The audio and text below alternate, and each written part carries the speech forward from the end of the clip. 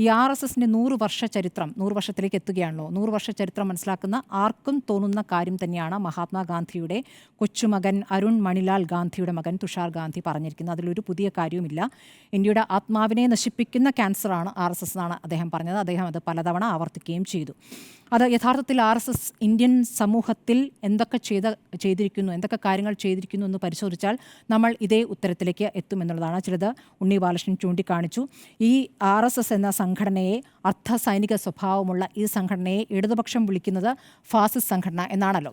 അപ്പോൾ ഈ RSS എന്തൊക്കെ കാര്യങ്ങളാണ് ഈ സമൂഹത്തിൽ ചെയ്തിട്ടുള്ളതെന്ന് പരിശോധിക്കുകയാണെങ്കിൽ ഈ രാജ്യത്തെ തൊഴിലില്ലായ്മയെക്കുറിച്ച് RSS പ്രതികരിക്കുന്നത് നമ്മൾ കണ്ടിട്ടുണ്ടോ? ഇല്ല. ഈ രാജ്യത്തെ അരികുവൽക്കരിക്കപ്പെട്ടവരെക്കുറിച്ച് സംസാരിക്കുന്നത് നമ്മൾ കണ്ടിട്ടുണ്ടോ? ഇല്ല.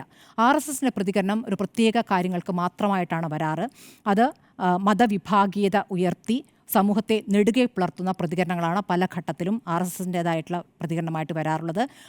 അതിനാണ് നമ്മുടെ ശക്തിയും ഊർജവും ചെലവഴിക്കേണ്ടത് എന്ന് സ്വാതന്ത്ര്യ സമരകാലത്ത് തന്നെ പറഞ്ഞ കാര്യം നമ്മളിപ്പോൾ വ്യക്തമായും കണ്ടതാണ്.